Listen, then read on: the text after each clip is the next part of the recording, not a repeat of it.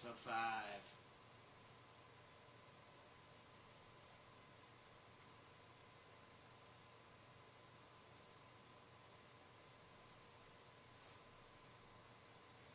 This is episode 5 of Ape Shit, an atheistic view of anything, and again, we're excited to be back. It took, I don't know, a couple weekends off. 2 or 3, something like that.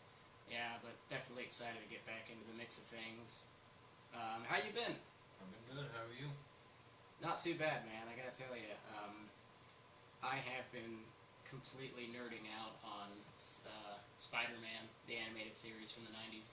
Well, that was my favorite cartoon when I was a younger kid. Yeah, I mean, I'm watching it on Netflix. It's just fucking amazing. A couple weeks ago, I was watching some of the Batman cartoons, and I was thinking, I was like, maybe the Spider-Man episodes are on there from like the 90s. I checked it, and yeah, they have all the seasons on there. I think I'm gonna steal my nephew's Batman the Animated Series Volume 1. That was a fucking good one too. Yeah. Yeah, when I'm done with this, the Spider-Man one, I'm definitely going to check out the Batman one. I'm sure it's on there, but great shit. Glad to be back. First, before we start anything else, we want to give a shout out to Yodi Odie Capote from iTunes. The only review we got on iTunes, and it was an awesome review. So if you're listening, thank you very much, and please keep listening. We appreciate the support. Yeah, we appreciate everybody's support, and the more people that rate us, the better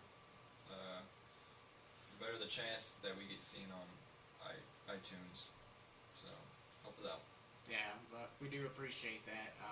To be honest, I figured our first review would be a bad one. Yeah, I was very surprised when I saw the very nice things. I thought maybe .com had gone on and wrote up a false statement or something. Yeah, I wouldn't do that. Actually, you pointed it out to me, and I'm like, oh, great. Well, I read the first part of the text message, and it said, oh, we got a review on iTunes. I'm like, oh, wonder what they said. And then you said it was good. I'm like, fuck yeah. So I read it. But thank you very much, Odie Capote. We appreciate it. Few things we want to talk about. Let's get into the UFC 157 results. Good night of fights.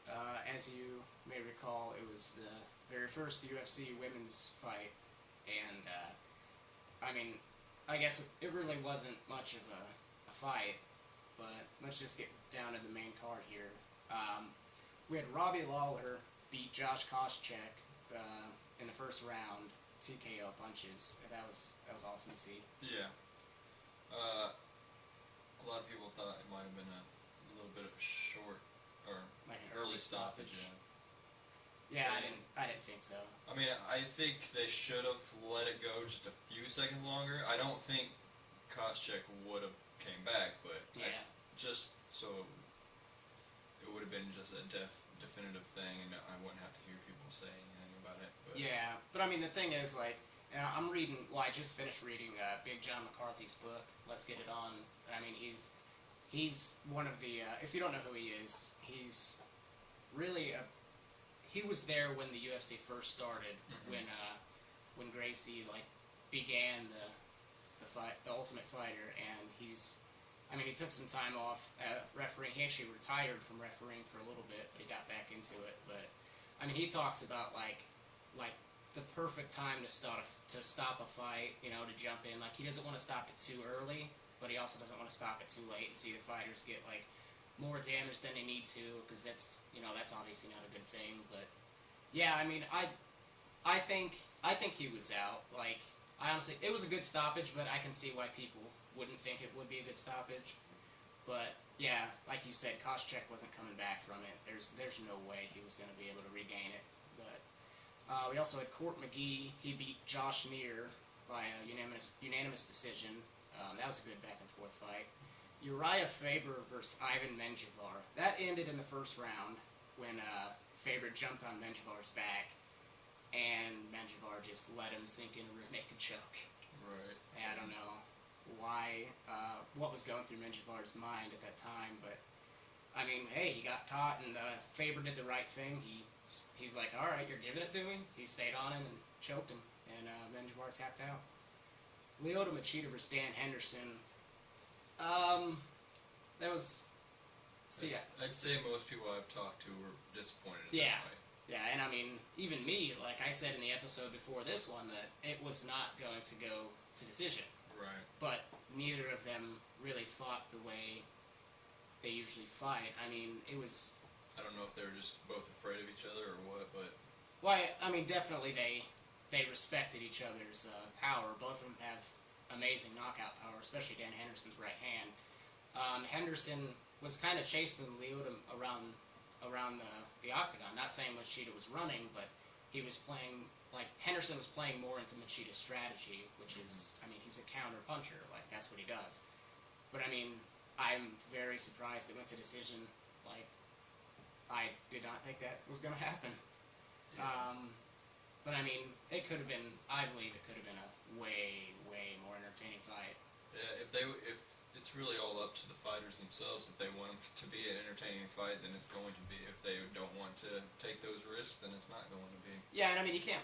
Like, I hate the people that say, like, oh, they're just, like, they're not doing anything, especially on the ground. Like stand them up. They're not fucking. I want to see somebody get knocked out. Like, you don't know what's going on. I mean, or some people know what's going on. They just want to get somebody knocked out. I would rather watch nothing going on the ground than I would rather watch nothing going on standing up.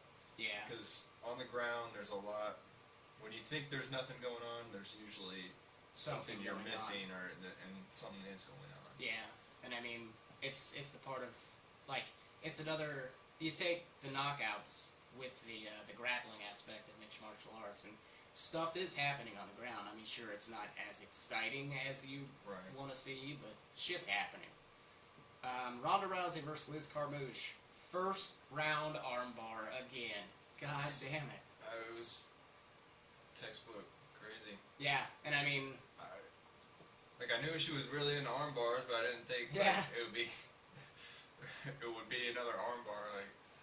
I mean, Liz Carmouche, she gets in there and fucking gets after it. I mean, heart of a fucking warrior. She jumped in she's there. She's a former Marine, lesbian, knows what she, knows how to fight. Yeah. And she got caught.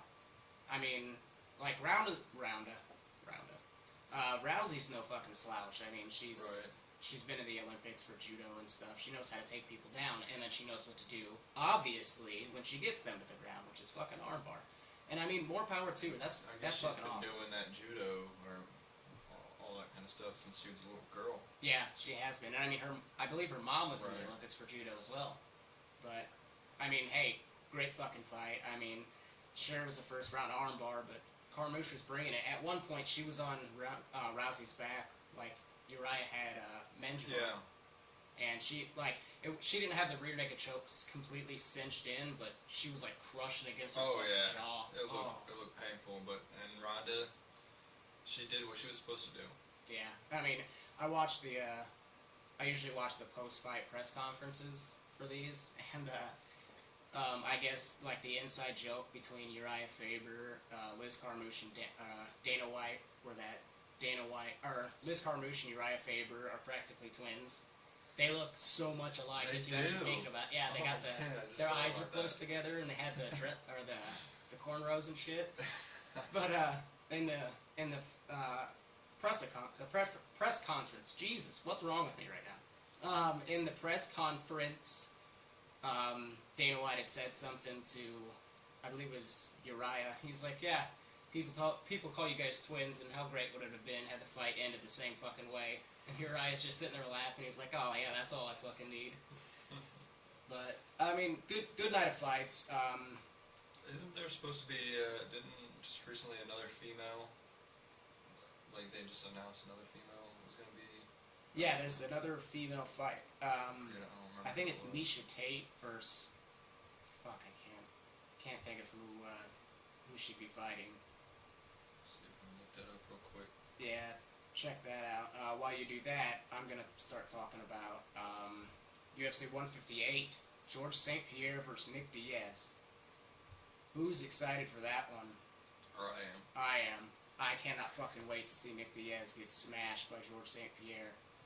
I mean, Diaz, of course, he's got he's talented. He's a great fucking fighter. Does triathlons when he's not fighting. But I mean, this is George St. Pierre. Like, yeah, it's GSP.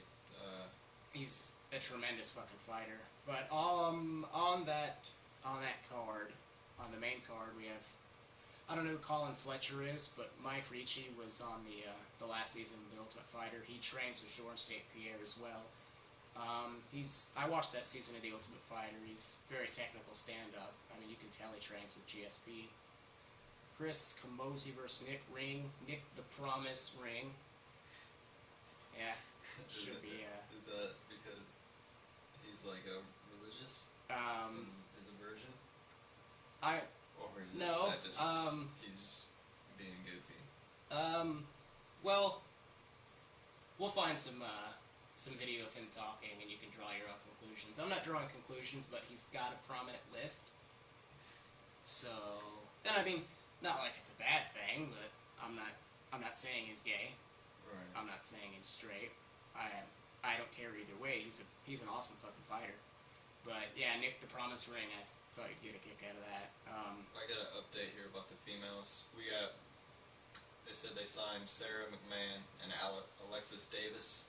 Okay. And then also Misha Tate is Kat Sagano, that's what it was. she's scheduled to fight Kat Sagano in the Ultimate Fighter 17 finale. Yeah, I haven't seen Kat Sagano fight, but Sarah, Alexis, and Misha Tate, I've seen them fight. Exciting stuff. I mean, opens up a whole new world in MMA now. Yeah, and I believe Sarah Kaufman was signed to the UFC too, and that's the name I was looking for. Sarah Kaufman's fucking awesome, dude. She brings it 100% every time. There's a video. We'll try to get this on our Facebook page, but she fought, what's her name? Modafferi. I can't think of her first name, but she, like, you remember when Quentin Jackson slammed what's his name? I'm drawing a blank for some reason. But he had this huge slam in Pride Fighting Championships. The guy had him in a triangle. He picked him up and he fucking slammed him. Mm-hmm. Slammed him so hard it knocked him out when he hit the mat. And then the guy's head flew back up and split Jackson's forehead open. But Ricardo Arona. There you go. Exactly. But amazing fucking finish. But Sarah Kaufman did the same thing to Modafferi. Really? I mean, her head didn't fly up and smack Sarah in the face, but I mean, she just looks down, she's out, she just like starts celebrating. It was fucking awesome. But another fight on the GSP card, we have Jake Ellenberger going against Nate Marquardt. That should be good. Yeah, both stand-up warriors. Carlos Condens versus Johnny Hendricks. That's going to be a good fight too. That could possibly be the #1 contendership for the welterweight championship. So very, very interesting matchup there too. Hendricks' knockout power, his left hand is fucking dynamite, and Carlos Condon's stand-up is ridiculous. And then of course we have George St. Pierre versus Nick Diaz. And I mean, like I said, Nick Diaz is a great fighter, but I don't think he's going to beat GSP. I don't think that'll happen either. Yeah, and I mean, he's one, he usually talks a lot of shit before the fights, and I mean, more power to him, but that's not going to do shit to your game plan inside the octagon. Like, you're not going to get GSP's fucking head. No way. GSP is, he's got one of those minds where you can't get into his head. No. And he's nothing but, thinks about nothing but fighting. It's going to be really exciting to see him get back in the ring.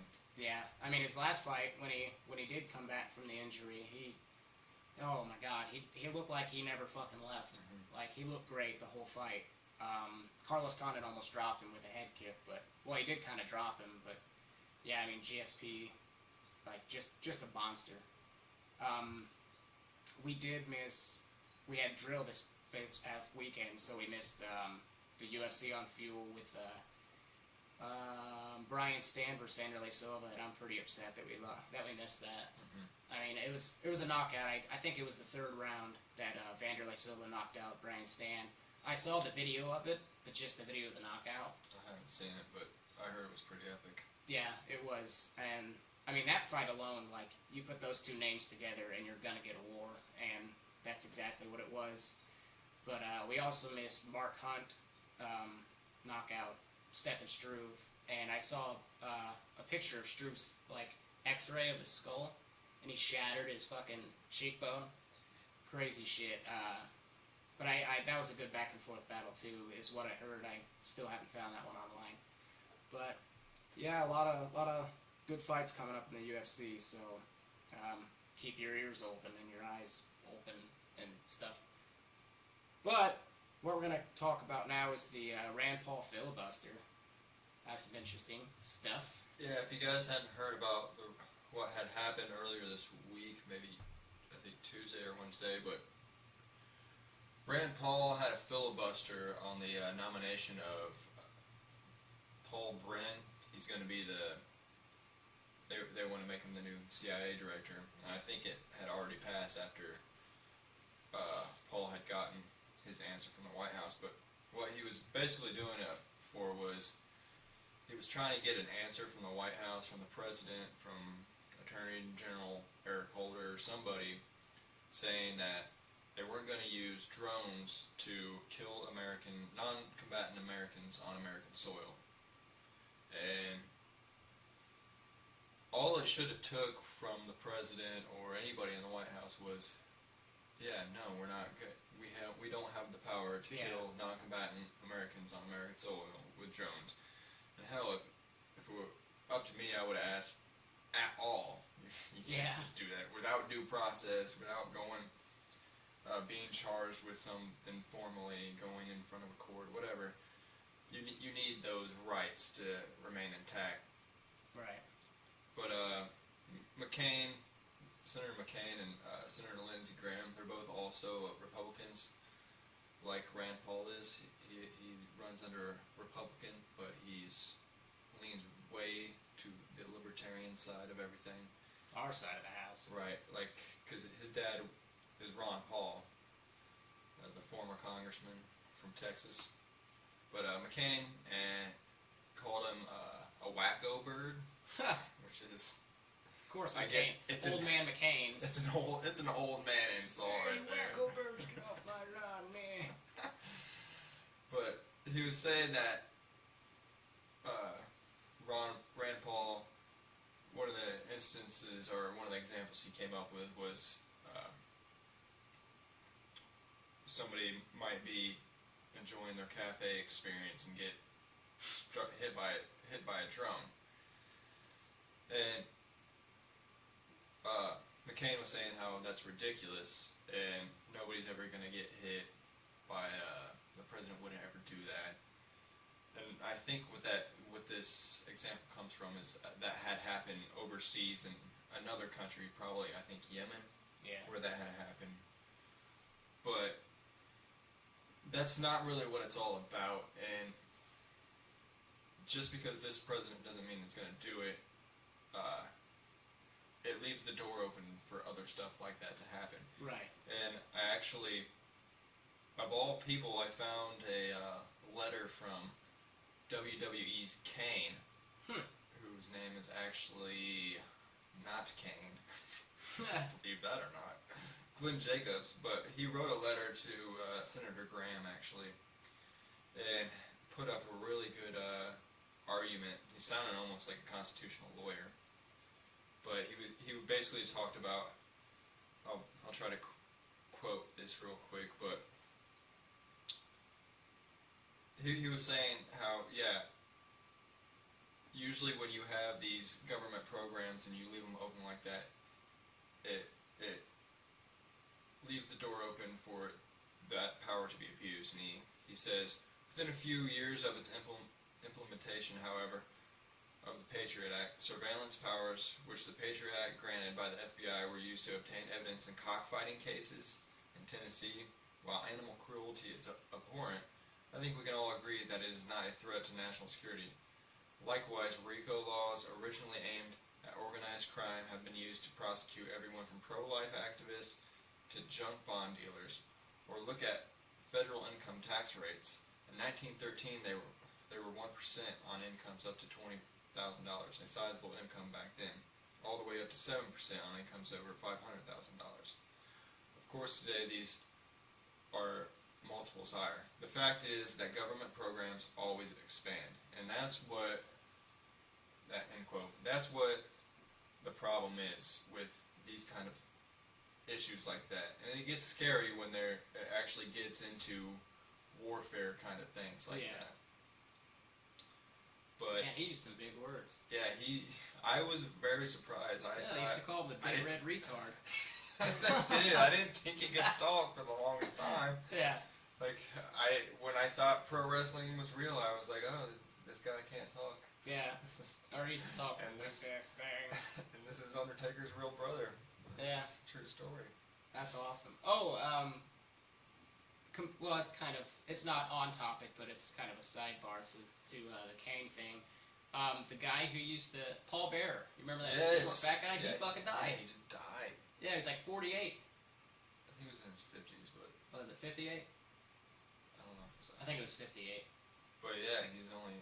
Yeah, I found out that he was a certified mortician and funeral director, embalmer, and creepy. Like before he joined, certified creepy man. Before he joined the WWF, which it used to be back then, but I guess like they gave him the Paul Bearer persona before they actually found out he was a certified mortician. He's like, perfect. Yeah, he's like, all right.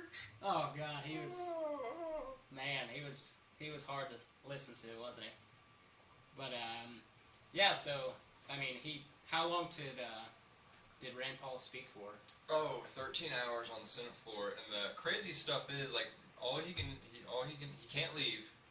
Yes, because there are weird rules, not weird rules, because I guess they don't want to waste their time, so they're looking for anything to get rid of people. But he can't like leave or have people like really bring him food. Yeah. All I had there was water and candy. Yeah, I heard that it is already supplied at the on the Senate floor, and he's the only one who can talk, and he can't stop talking for like more than a minute or whatever else they say. Yeah, he's done talking, and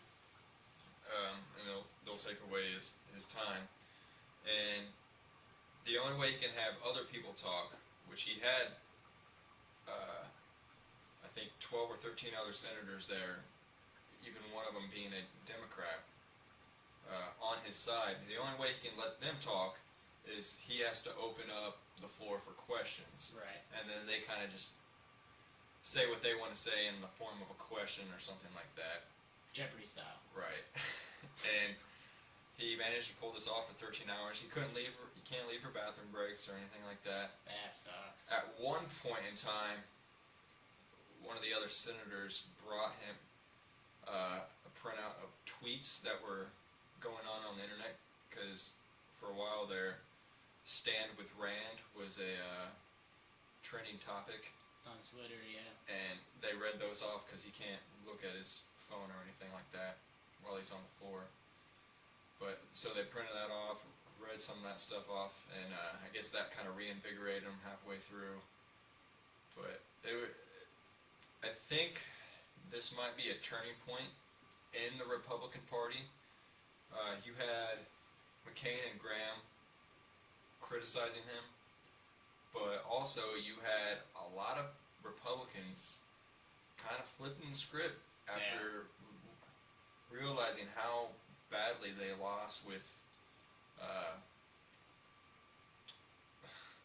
Mitt Romney. Old Mittens. Yeah, you forget this guy's name already. Like, yeah, they're on the wrong track.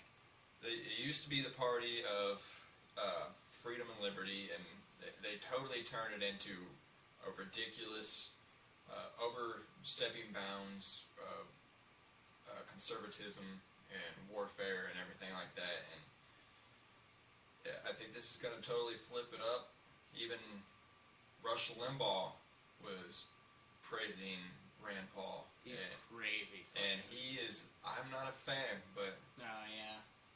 You know, Glenn Beck, he's even totally flipped to the libertarian side of things, and some people aren't so quick to forgive him, but, you know, he actually asks a lot from Penn Jillette. Penn Jillette talks to him a lot and gives him advice, and I think it's just great to see a lot of people go into this libertarian mindset. That's awesome too, because Penn Jillette is a huge atheist. Yeah, and Glenn Beck has not quit believing in God, but I would love to like sit on a conversation between those two. Yeah, I read Penn Jillette's book, God No. Great read. I have to get his new one. So yeah, filibusters.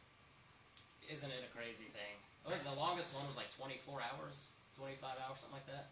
I have no idea. But I will say that the filibusters in the past, people have actually like read out of a phone book, done stupid hijinks shit to waste time. Right. But Rand Paul actually, he had a binder of stuff like relevant to what he was talking about and getting his point across. And he didn't like waste anybody's time. That's good. 13 fucking hours, Jesus. Yeah. That's ridiculous. We need more politicians like that. Yeah. 3D printing. Technology's getting wacky these days, isn't it?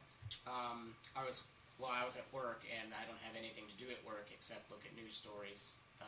In case somebody gets hurt at work, then I'll finally have something to do. But nobody was getting hurt on Thursday night, so I was kind of scrolling through some news stories, and I heard of a 3-doodler.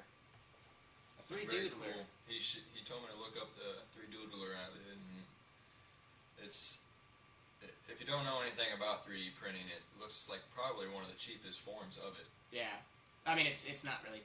I think they said it was like $75 around there, like the retail price. Yeah, that's not bad for that kind of technology. Yeah, and I mean, what it is, we'll post some stuff on the Facebook page about it, kind of like more in depth, or at least the name of it, so you can do some research on your own. But basically, it's this pen. It kind of looks like a soldering iron, and what you do, you just like draw on a flat surface, and it actually puts out this this plastic out of the tip of the pen.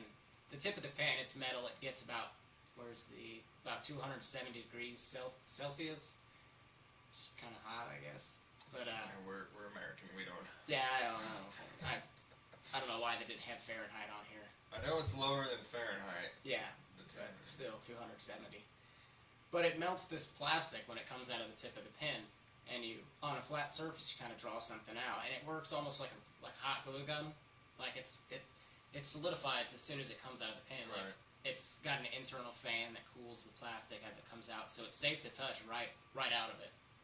But you just doodle, and basically your doodle is like 3D. Like I saw on their website, I saw like people make glasses and shit, like 3D glasses they just pick up from the table that they just drew, and they put them on their heads and shit. So awesome shit. But that goes into 3D printing, and actually how the 3D doodler came about.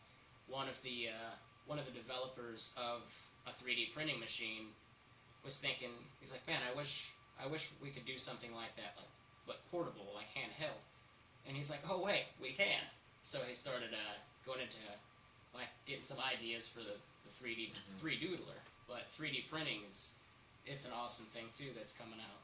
Well, see, with 3D printing, like they're gonna change the way things are done in manufacturing, business, everything, because you won't need to go through the typical business process where you have to, go find investors, have a space for inventory, because you're not going to need to keep inventory anymore. Yeah, you can make it. You just print it. Yeah, you make it per order. And you don't have to even really once it gets down to the point where we all have this stuff, this technology, and it will get to that point. Yeah. Just like it did with computers, just like it did with cell phones. Regular printers.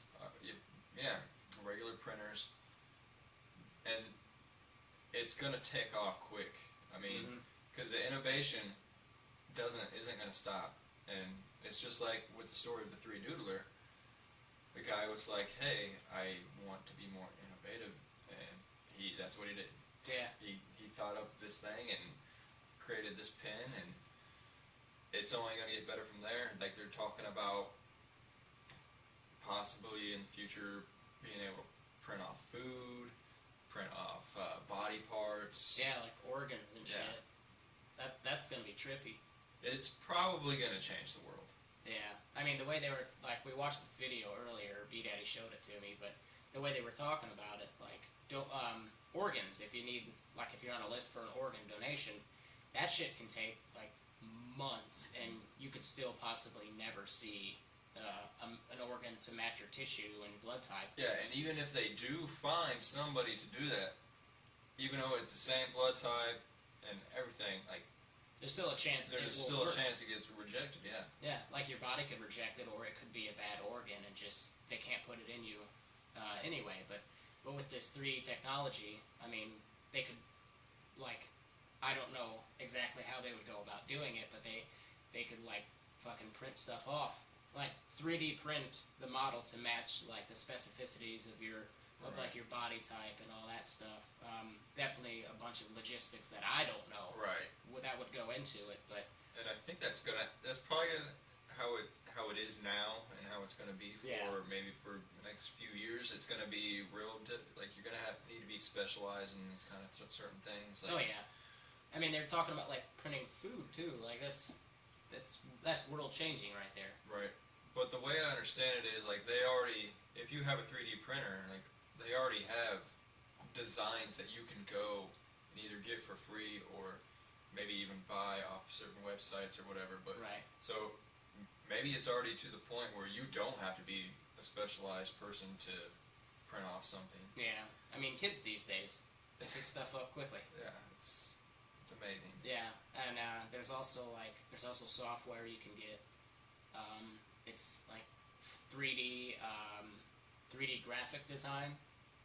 Like you have to get like it comes with 3D glasses and a graphics pen that you plug into your computer, and kind of like you can like turn your sculpture and shit like that, and like erase some stuff from it. That'd be cool. Yeah, I mean, amazing things. Like, and it's what's funny. It's like the amounts of time where like say the amount of time from when the before printers, like that was a huge gap in time, and then now we have like we have a basic fucking template of technology to go off to, and like the time frame from like when they started coming out with computers and shit till like this new shit, like this 3D printing technology and stuff like that. Like the time gaps between these are getting shorter and shorter. Right. They say like it doubles or triples or whatever it does every year.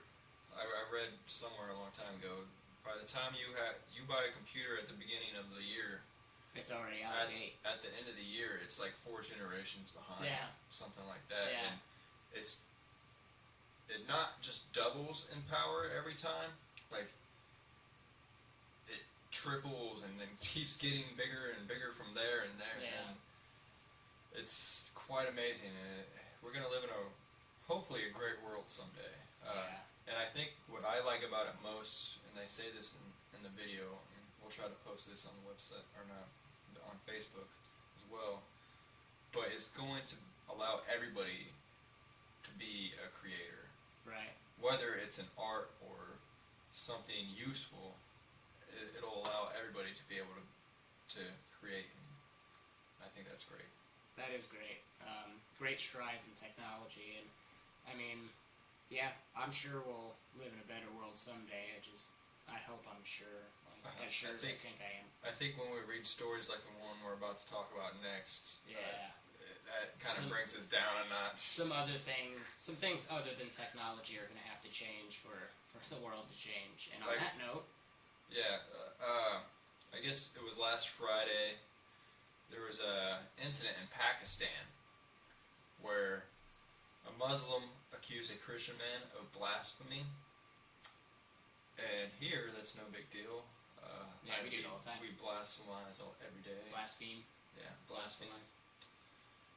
But apparently in Pakistan, that's a fucking law where you can be put in prison for life or be put to death. But after this had happened, the Muslim accused the man of blaspheming the Muslim religion, it caused that angry mob of Muslims to burn down like 170 homes. But it's just a little ridiculous. Imagine if these people... A little ridiculous? If these people weren't doing this kind of shit, like, getting all worked up about nothing. Yeah. Like, they're gonna miss out on this whole 3D printing shit. Yeah. Look how much they've already missed out on, technology-wise. They're basically still in the Stone Age. You think they're doing podcasts over there? They're not fucking doing shit. They're burning houses down over blasphemy. Yeah. They're shooting little girls in the head for trying to have an education. Or showing their ankles. Right. It's backwards as fuck. But apparently, the Arkham Grill, or not Arkham, that's Batman. That's Batman. Akram Gill? Akram Gill. I don't know. Weird name. Yeah. Weird, Pakistani, but he's a local bishop at one of the churches over there. He said it probably had more to do with personal animosity between the two men. One's Christian, one's Muslim. Yeah. Probably had more to do with that than actual blasphemy. It's kind of like how the witch hunts probably were back in the day, where if you didn't like a man or a lady, mostly went against women, but they would say, "Oh yeah, they get you're a witch," and then they, Sally Sue called me a what? She's a witch. If you sink, you're not guilty.